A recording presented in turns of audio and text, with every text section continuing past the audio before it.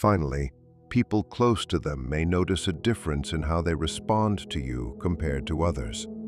Friends or family might observe that they speak about you more often, react more strongly when your name comes up, or appear more emotionally engaged or conflicted than usual.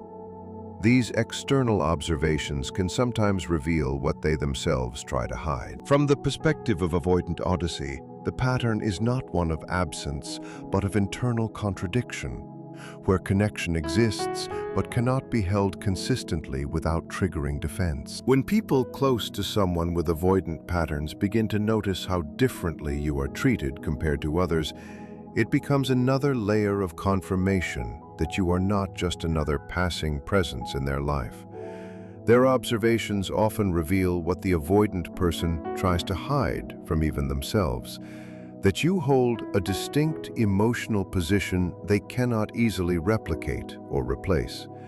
You have reached parts of them that others never accessed, and that alone creates a dynamic that is both powerful and destabilizing for them. At the core of this dynamic is a cycle that defines much of the avoidant experience with you: the push and pull. From the perspective of avoidant odyssey, this pattern is not random confusion or emotional inconsistency without meaning. It is the direct expression of an internal conflict between attraction and fear, between the desire to be close to you and the instinct to protect themselves from what that closeness awakens inside them. What looks like unpredictability on the surface is actually a repeating loop driven by emotional overload. The push phase begins when their desire temporarily overrides their fear. In these moments, they move toward you. They initiate contact, show interest, make plans, and allow themselves to be emotionally present. There is warmth in their behavior, sometimes even vulnerability. It feels real because it is real. They are expressing the part of themselves that genuinely wants connection with you. During these moments, it may seem like the distance between you is closing and the relationship is finally stabilizing. But this closeness itself becomes the trigger for the next phase. As emotional intimacy increases, awareness begins to set in. They start noticing how much they are thinking about you, how much your presence affects their mood, how easily they begin to rely on your attention or response. What would normally be signs of healthy attachment instead register in their internal system as loss of control. The emotional safety they rely on starts to feel threatened. That is when the pull phase begins. In the pull phase, fear overtakes desire. The same person who was recently warm and engaged begins to withdraw.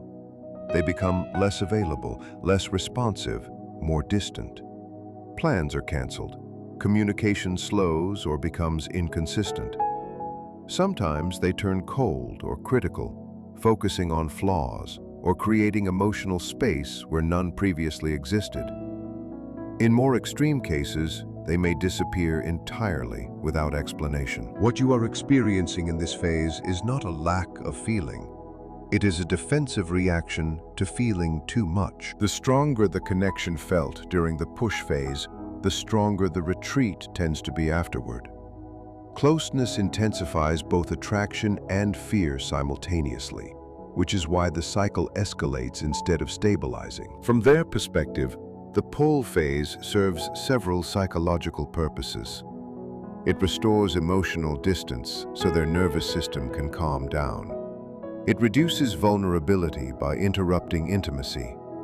It tests your reaction, consciously or not, to see whether you will pursue or withdraw. And at times, it acts as an unconscious form of emotional punishment for having triggered attachment they feel unable to manage. Importantly, none of this is about you doing something wrong. It is about their internal capacity to tolerate closeness. Even during withdrawal, the connection does not simply disappear. Many avoidant individuals experience their own private distress during the pull phase.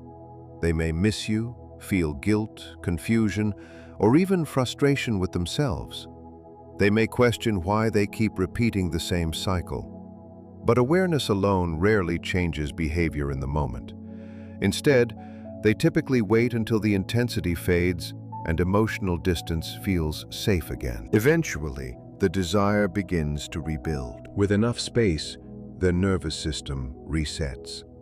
The fear decreases and the longing returns. At that point, they may reappear as if the distance never happened. They reconnect, often without fully acknowledging the withdrawal that preceded it.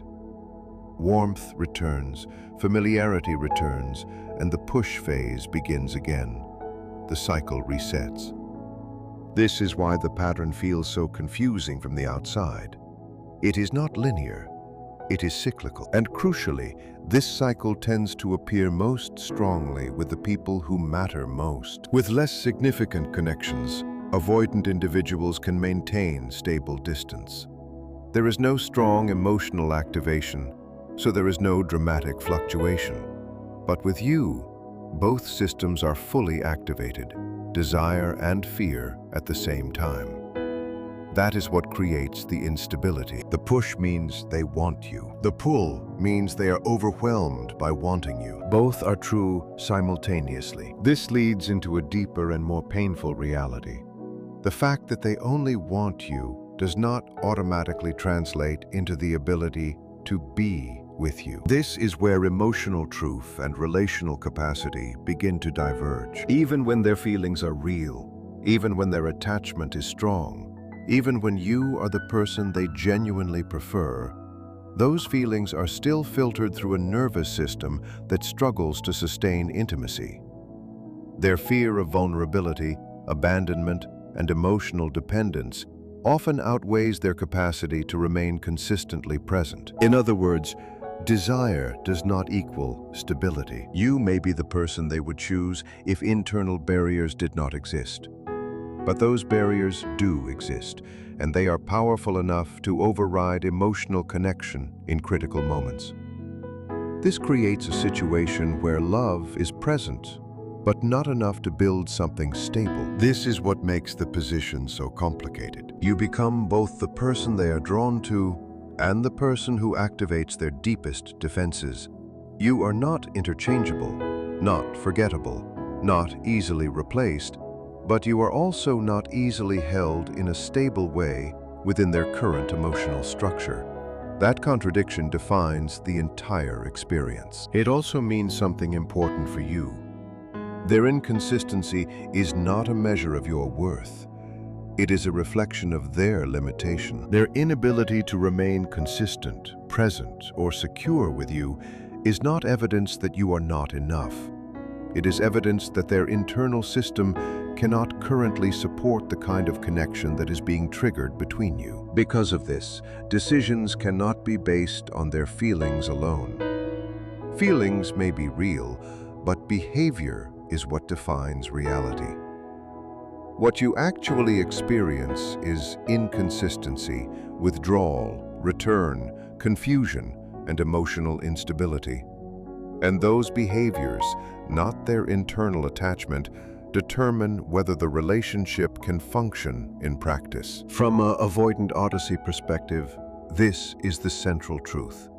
Intention and emotion are not enough without capacity. This also means that waiting for change without active effort on their side can become a prolonged cycle of hope and disappointment. Real change in avoidant patterns typically requires sustained inner work, self-awareness, and often therapeutic support. Without that, the cycle tends to repeat rather than resolve. So the painful clarity becomes this: they may genuinely want you, but still be unable to sustain you. And that distinction changes everything. It means the choice is not about whether feelings exist, they do, but about whether those feelings can be supported by consistent behavior, emotional availability, and relational stability.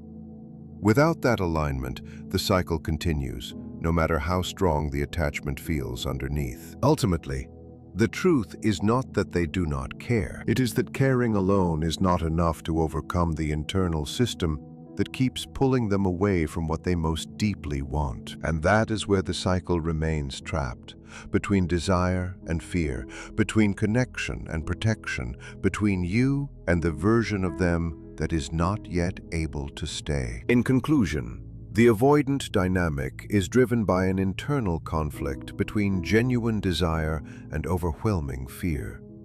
You are often the person they truly want, but that very intensity activates their defenses, creating a cycle of closeness and withdrawal.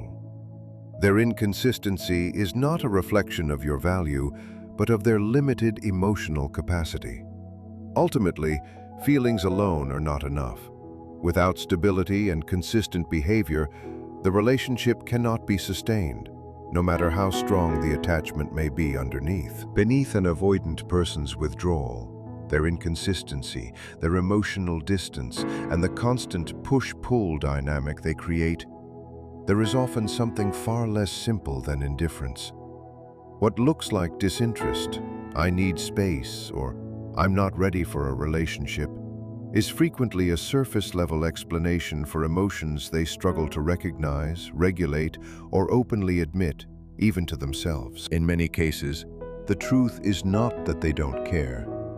It's that they care in a way that feels overwhelming, destabilizing, and difficult to hold.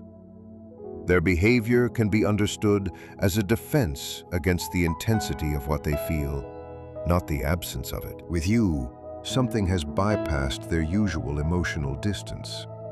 You are not just another casual connection or passing interest. You register in their internal world in a way that feels unusually personal, unusually strong, and, most importantly, unusually difficult for them to manage. That intensity creates a paradox. The more significant you become to them, the more their defenses activate. Avoidant individuals are typically used to operating within emotional boundaries that feel controlled. They maintain distance, avoid dependency, and often keep multiple connections at a level that never becomes too consuming. But with you, that system doesn't function in the usual way. You disrupt their equilibrium. Instead of remaining emotionally neutral, they become activated. They may feel drawn toward you in moments of closeness, experiencing warmth, connection, even a sense of familiarity or understanding they rarely feel elsewhere. But as soon as that closeness deepens, the same intensity begins to register as threat. What they want and what they fear become entangled. This is where the push and pull begins. They may pull away after moments of closeness, not because the connection lacked meaning, but because it carried too much meaning. Their withdrawal is often an attempt to regain control over emotions that feel too exposed or too consuming.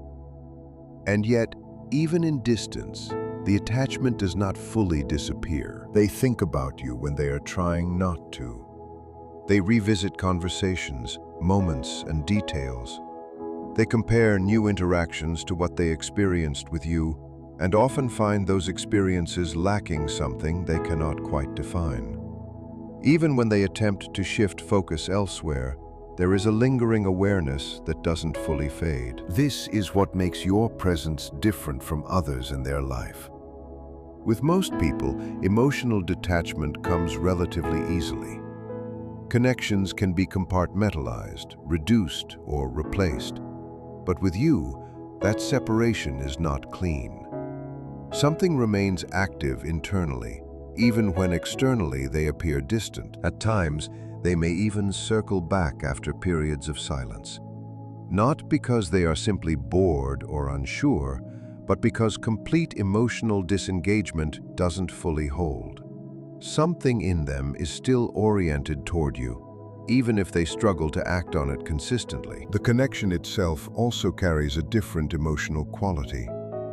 There are moments where they likely feel more seen, more understood, or more emotionally unmasked than they are comfortable with. You may have experienced versions of them that others rarely see. Softer, more open, more human. Those moments create both attachment and alarm. Because of this, their behavior becomes inconsistent. They approach and retreat. They open up and then shut down. They show interest and then suddenly appear distant or detached. This is not random behavior, but a reflection of internal conflict. One part of them moves toward closeness, while another part moves to protect them from it. And that conflict becomes more intense with you, precisely because the stakes feel higher. The more you matter, the more risk they associate with staying emotionally engaged. So their nervous system responds by trying to create space, even when their emotional attachment remains active underneath. In some cases, this dynamic also reduces their interest in others. People who would normally be viable emotional options may feel less compelling in comparison. Not because others lack value, but because the emotional imprint you leave behind is harder to replace or replicate. You become a reference point they return to, even unintentionally. Fear plays a central role in this pattern. But it is not simple fear of intimacy. It is fear of what intimacy with you awakens in them. Fear of dependency, fear of emotional exposure, fear of losing control over their internal world. The intensity of that fear is often proportional to how significant the connection actually is. What appears as indifference is often a form of self-protection. What looks like distance is often regulation. And what seems like inconsistency is often internal conflict playing out externally. From the perspective of avoidant odyssey, this pattern is not about absence of feeling. It is about the difficulty of holding feeling without retreating from it. One of the most revealing patterns in an avoidant dynamic is the way they quietly keep tabs on your life. It is not just occasional curiosity or passing interest. There is a level of attention, awareness, and mental tracking that suggests you occupy a far more active space in their mind than they would ever openly admit. Even when their behavior looks detached on the surface, their focus often tells a different story, one of attachment that remains unspoken but consistently present. What separates you from everyone else in their orbit is not always obvious at first glance, but it becomes clear through repetition and pattern. You are not treated as just another person they can easily disconnect from. Instead, you become someone they orbit around emotionally, even when they try to step away. And this creates contradictions between what they say and what they continue to do. One of the strongest indicators of your unique place in their emotional world is their inability to fully cut ties with you. Even after pulling away, ending things, or creating distance, they often find ways to reappear. It may be through messages without clear purpose, indirect social media engagement, or casual excuses to reconnect. Sometimes it is as subtle as remaining visible in your digital space, or as direct as re-entering your life under the pretense of just checking in. This pattern rarely shows up in the same way with others.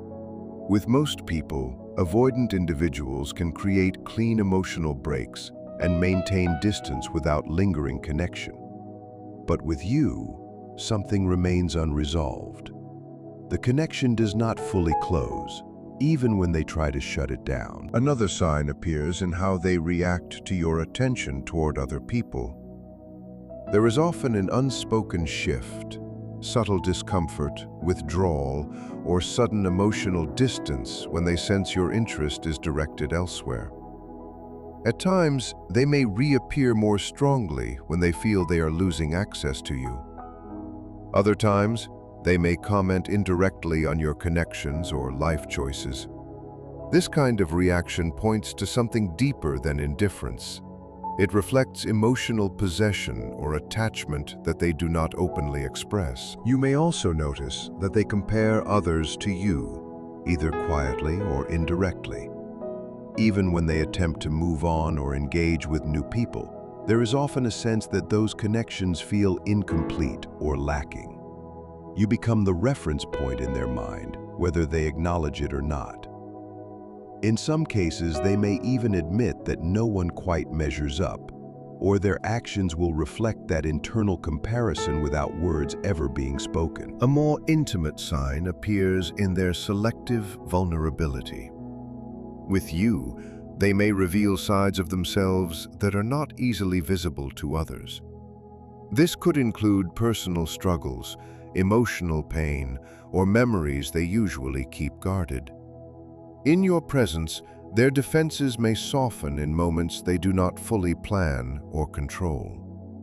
This creates a bond that is both meaningful and unsettling for them, because being seen so clearly also increases their sense of exposure. Their behavior toward you also tends to be inconsistent in a way that feels more extreme than with others.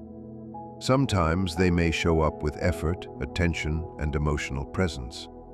Other times, they may withdraw sharply or become distant without clear explanation. This fluctuation is not random. It reflects how strongly you affect their internal system. The more someone matters, the more unstable their response can become when they struggle with closeness. Another important sign is the lack of clear, logical explanations when they pull away. Their reasoning often feels vague, shifting, or inconsistent. They may say they are not ready for anything serious, but still engage with others. They may claim incompatibility without being able to define it clearly. They may ask for space but continue to re-enter your life intermittently. These contradictions usually point less to external reality and more to internal conflict they cannot fully articulate. Their defensive behavior is also more pronounced with you than with others. You may notice more emotional distance, more confusion, more unpredictability, or more resistance in this specific connection. While it may seem like this indicates lack of interest, it often reflects the opposite. The strongest defenses tend to appear where the emotional stakes are highest. In other words, the more they care, the more protection they build.